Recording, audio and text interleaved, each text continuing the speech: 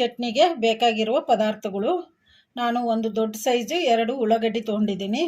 ಅವನ್ನ ಈ ಥರ ದಪ್ಪ ದಪ್ಪ ಕಟ್ ಮಾಡಿ ಇಟ್ಕೊಂಡಿದ್ದೀನಿ. ಒಂದು 10 ಒಣಮೆಣಸಿನ್ಕಾಯಿ ತೊಗೊಂಡಿದ್ದೀನಿ. ನೀವು ಬೇಕಂದ್ರೆ ಇನ್ನೂ ಸ್ವಲ್ಪ ಖಾರ ಜಾಸ್ತಿ ಬೇಕಂದ್ರೆ ನೀವು ಇನ್ನೂ ಸ್ವಲ್ಪ ಜಾಸ್ತಿ ತೊಗೋಬೋದು. ನಾನು ಒಂದು 10 ತೊಗೊಂಡಿದ್ದೀನಿ. ಖಾರ ಇರೋ ಮೆಣಸಿನ್ಕಾಯೇ ತೊಗೊಂಡಿದ್ದೀನಿ, ಒಣಮೆಣಸಿನ್ಕಾಯಿ. ಒಂದು ಸ್ವಲ್ಪ ಹುಣಸೆಹಣ್ಣು ತೊಗೊಂಡಿದ್ದೀನಿ. ನಿಂಬೆಹಣ್ಣು ಗಾತ್ರದಷ್ಟು ಹುಣಸೆಹಣ್ಣು ತೊಗೊಂಡು ಅದು ಕ್ಲೀನಾಗಿ ತೊಳೆದು ಇಟ್ಕೊಂಡು ಬಿಸಿನೀರು ಹಾಕಿ ನೆನೆಸಿಟ್ಕೊಂಡಿದ್ದೀನಿ ಒಂದು 10 ನಿಮಿಷ. ಒಂದು ಸ್ವಲ್ಪ ಬೆಳ್ಳುಳ್ಳಿ ತೊಗೊಂಡಿದ್ದೀನಿ. ಈ ಬೆಳ್ಳುಳ್ಳಿನ ಸಿಪ್ಪೆ ತೆಗೆದು ಜಜ್ಜಿಟ್ಕೊಂಡಿದ್ದೀನಿ. ಒಂದು ಒಣಮೆಣಸಿನ್ಕಾಯಿನ ಈ ಥರ ಮುರಿದು ಇಟ್ಕೊಂಡಿದ್ದೀನಿ. ಒಂದು ಸ್ವಲ್ಪ ಕರಿಬೇವು, ಒಂದು ಸ್ವಲ್ಪ ಮೆಂತ್ಯಕಾಳು, ಇನ್ನು ಸ್ವಲ್ಪ ಬೆಳ್ಳುಳ್ಳಿನ ಸಿಪ್ಪೆ ತೆಗೆದು ಇಟ್ಕೊಂಡಿದ್ದೀನಿ. ಅರಿಶಿನ ಪುಡಿ, ಸಾಸಿವೆ, ಜೀರಿಗೆ, ರುಚಿಗೆ ಬೇಕಾದಷ್ಟು ಉಪ್ಪು, ಎಣ್ಣೆ, ಧನಿಯಾ, ಕಡಲೆಬೇಳೆ, ಉದ್ದಿನಬೇಳೆ, ಜೀರಿಗೆ. ನಾನು ಸ್ಟವ್ ಆನ್ ಮಾಡ್ಕೊಂಡು ಒಂದು ಕಡಾಯಿ ಇಟ್ಕೊಂಡು ಅದಕ್ಕೆ 1 ಸ್ಪೂನಷ್ಟು ಎಣ್ಣೆ ಹಾಕಿಟ್ಟಿದ್ದೀನಿ. ಎಣ್ಣೆ ಕೂಡ ಬಿಸಿಯಾಗಿದೆ. ಈಗ ಇದಕ್ಕೆ ಒಣಮೆಣಸಿನ್ಕಾಯಿ ಹಾಕೋಣ. ಮೀಡಿಯಮ್ ಫ್ಲೇಮಲ್ಲಿ ಒಣಮೆಣಸಿನ್ಕಾಯಿನ ಫ್ರೈ ಮಾಡ್ಕೊಂಬಿಡೋಣ. ಈ ಥರ ಕಲಿಸ್ಕೊಂತ ಫ್ರೈ ಮಾಡ್ಕೋಬೇಕು. ಈಗ ಒಣಮೆಣಸಿನ್ಕಾಯಿ ಫ್ರೈ ಆಗಿದಾವಲ್ಲ, ಈಗ ಇವನ್ನ ಒಂದು ಪ್ಲೇಟಿಗೆ ತಕ್ಕೊಂಬಿಡೋಣ.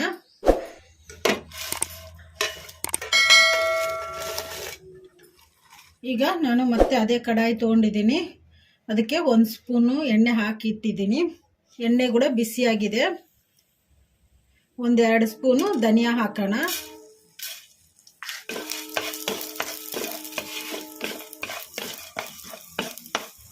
ಒಂದು ಸ್ವಲ್ಪ ಮೆಂತ್ಯ ಹಾಕೋಣ. ಮೆಂತ್ಯಕಾಳು ಜಾಸ್ತಿ ಹಾಕೋಬಾರ್ದು, ಯಾಕಂದರೆ ಮತ್ತೆ ಕಹಿ ಬಂದ್ಬಿಡ್ತೈತಿ ಚಟ್ನಿ.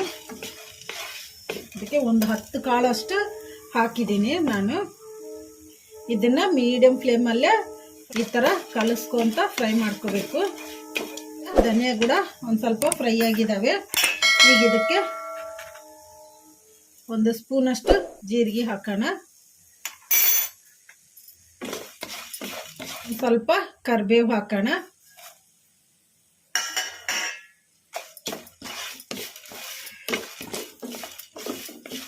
ಈ ಥರ ಕಲಿಸ್ಕೊಂತಾನೆ ಫ್ರೈ ಮಾಡ್ಕೋಬೇಕು. ಕರಿಬೇವು ಒಂದು ಸ್ವಲ್ಪ ಕ್ರಿಸ್ಪಿ ಆಗೋವರೆಗೂ. ಧನಿಯಾನು ಎಲ್ಲ ಫ್ರೈ ಆಗಿದ್ದಾವೆ. ಈಗ ಇವನ್ನ ಒಂದು ಪ್ಲೇಟಿಗೆ ತಕ್ಕೊಂಬಿಡೋಣ. ನಾನು ಮತ್ತೆ ಅದೇ ಕಡಾಯಿ ತೊಗೊಂಡಿದ್ದೀನಿ.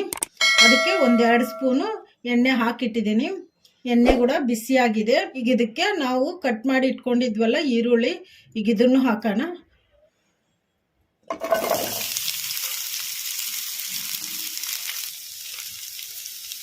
ಕಲಿಸ್ಕೊಂಡ್ಬಿಡೋಣ. ಇದನ್ನು ಮೀಡಿಯಮ್ಮು ಹೈ ಫ್ಲೇಮಲ್ಲಿ ಅವಾಗ ಇಟ್ಕೊಂಡು ಫ್ರೈ ಮಾಡ್ಕೋಬೇಕು. ಉಳ್ಳಾಗಡ್ಡಿ ಲೈಟ್ ಬ್ರೌನ್ ಕಲರ್ ಬರೋವರೆಗೂ ಫ್ರೈ ಮಾಡ್ಕೊಂಬಿಡೋಣ. ಉಳ್ಳಾಗಡ್ಡಿ ಒಂಚೂರು ಫ್ರೈ ಆಗಿದಾವಲ್ಲ, ಒಂದು ಸ್ವಲ್ಪ ಉಪ್ಪು ಹಾಕೋಣ. ಉಪ್ಪು ಹಾಕಿದರೆ ಬೇಗ ಫ್ರೈ ಆಗ್ತಾವಂತ ನಾನು ಒಂದು ಸ್ವಲ್ಪ ಉಪ್ಪು ಹಾಕಿದ್ದೀನಿ. ಈ ಥರ ಚಟ್ನಿ ಮಾಡಿಕೊಂಡ್ರೆ ತುಂಬ ಟೇಸ್ಟಿಯಾಗಿರುತ್ತೆ. ಮತ್ತು ಇಡ್ಲಿಗಾಗಲಿ, ದೋಸೆಗಾಗಲಿ, ರೊಟ್ಟಿಗಾಗಲಿ, ಅನ್ನದ ಜೊತೆಗಾಗಲಿ ತಿಂದರೆ ತುಂಬ ಟೇಸ್ಟಿಯಾಗಿರುತ್ತೆ. ನೀವು ಟ್ರೈ ಮಾಡಿ, ಮನೆಯಲ್ಲಿ ಎಲ್ಲರೂ ಇಷ್ಟಪಡ್ತಾರೆ. ಈಗ ಉಳ್ಳಾಗಡ್ಡಿ ಲೈಟ್ ಬ್ರೌನ್ ಕಲರ್ ಬಂದಿದಾವಲ್ಲ, ಈಗ ಇದಕ್ಕೆ ಸ್ವಲ್ಪ ಅರಿಶಿನ ಪುಡಿ ಹಾಕೋಣ. ಕಲಿಸ್ಕೊಂಬಿಡೋಣ. ಉಳ್ಳಾಗಡ್ಡಿ ಫ್ರೈ ಆಗಿದಾವಲ್ಲ, ಈಗ ಸ್ಟವ್ ಆಫ್ ಮಾಡಿಕೊಂಡು ಉಳ್ಳಾಗಡ್ಡಿನ ತಣ್ಣಗಾಗಕ್ಕೆ ಬಿಡೋಣ ಒಂದು 5 ನಿಮಿಷ. ಈಗ ನಾವು ಚಟ್ನಿ ಮಿಕ್ಸಿ ಮಾಡ್ಕೊಂಬಿಡೋಣ. ನಾನು ಒಂದು ಮಿಕ್ಸಿ ಜಾರ್ ತೊಗೊಂಡಿದ್ದೀನಿ. ಈಗ ಇದಕ್ಕೆ ನಾವು ಫ್ರೈ ಮಾಡಿ ಇಟ್ಕೊಂಡಿದ್ವಲ್ಲ ಒಣಮೆಣಸಿನ್ಕಾಯಿ ಎಲ್ಲ, ಈಗ ಇವನ್ನ ಹಾಕೋಣ. ಮಿಕ್ಸಿ ಜಾರಿಗೆ ಹಾಕ್ಕೊಂಬಿಟ್ಟಿವಲ್ಲ ಒಣಮೆಣಸಿನ್ಕಾಯಿ ಎಲ್ಲ. ಈಗ ಇದಕ್ಕೆ ರುಚಿಗೆ ಎಷ್ಟು ಬೇಕೋ ಅಷ್ಟು ಉಪ್ಪು ಹಾಕೋಣ. ನಾನು ಆಲ್ರೆಡಿ ಉಳ್ಳಾಗಡ್ಡಿಯಲ್ಲಿ ಹಾಕಿದ್ದೆ ಒಂದು ಸಣ್ಣ ಸ್ಪೂನಷ್ಟು. ಇದನ್ನು ಮಿಕ್ಸಿ ಮಾಡ್ಕೊಂಬಿಡೋಣ. ಈಗ ನೋಡೋಣ. ಈ ಥರ ಮಿಕ್ಸಿ ಮಾಡ್ಕೋಬೇಕು ಒಂದು ಸ್ವಲ್ಪ ತರಿಯಾಗಿ. ನಾವು ಉಳ್ಳಾಗಡ್ಡಿನ ಫ್ರೈ ಮಾಡಿ ಇಟ್ಕೊಂಡಿದ್ವಲ್ಲ, ಈಗ ಇದನ್ನು ಹಾಕೋಣ. ಉಳ್ಳಾಗಡ್ಡಿ ಕೂಡ ತಣ್ಣಗಾಗಿದ್ದಾವೆ. ಮಿಕ್ಸಿ ಜಾರಿಗೆ ಹಾಕೋಣ.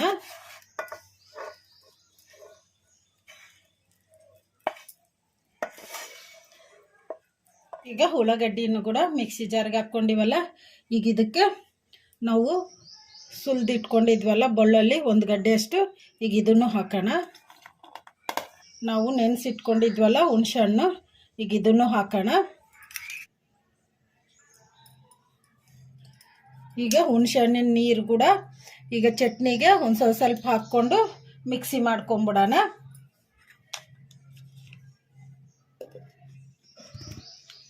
ಚಟ್ನಿ ಮಿಕ್ಸಿ ಮಾಡ್ಕೊಂಡಿವಲ್ಲ, ಈಗ ಮುಚ್ಚಳ ತೆಗೆದು ನೋಡೋಣ. ಈ ಥರ ಮೆತ್ತಗೆ ಮಿಕ್ಸಿ ಮಾಡ್ಕೋಬೇಕು. ಈಗ ಚಟ್ನಿಗೆ ಒಗ್ಗರಣೆ ಹಾಕೋಣ.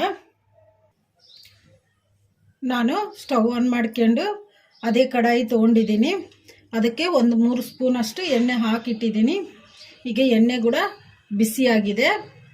ಈಗ ಇದಕ್ಕೆ ಸ್ವಲ್ಪ ಸಾಸಿವೆ ಜೀರಿಗೆ ಹಾಕೋಣ.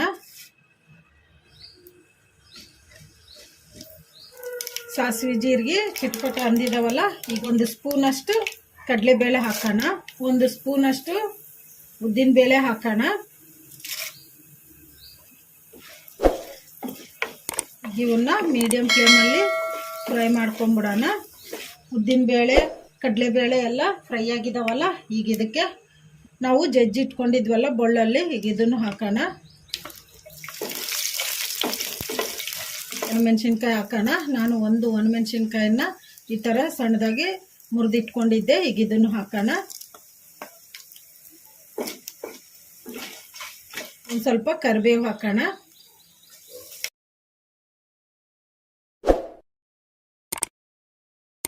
ಒಗ್ಗರಣೆ ಎಲ್ಲ ಫ್ರೈ ಆಗಿದೆ ಅಲ್ಲ, ಈಗ ಇದಕ್ಕೆ ನಾವು ಮಿಕ್ಸಿ ಮಾಡಿ ಇಟ್ಕೊಂಡಿದ್ವಲ್ಲ ಈರುಳ್ಳಿ ಚಟ್ನಿ, ಈಗ ಇದನ್ನು ಹಾಕೋಣ.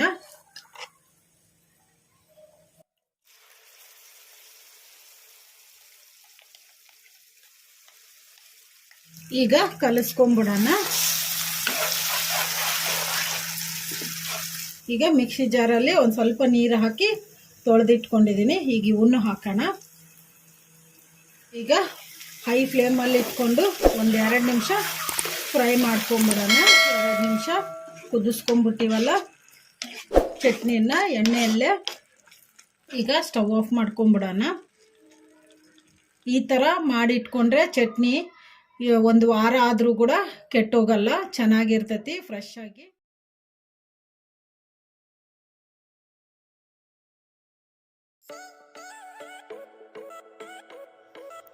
ಈ ವಿಡಿಯೋ ನಿಮಗೆ ಇಷ್ಟ ಆದರೆ ನನ್ನ ಚಾನಲನ್ನು ಸಬ್ಸ್ಕ್ರೈಬ್ ಮಾಡಿ, ಲೈಕ್ ಮಾಡಿ, ಶೇರ್ ಮಾಡಿ, ಕಮೆಂಟ್ ಮಾಡಿ.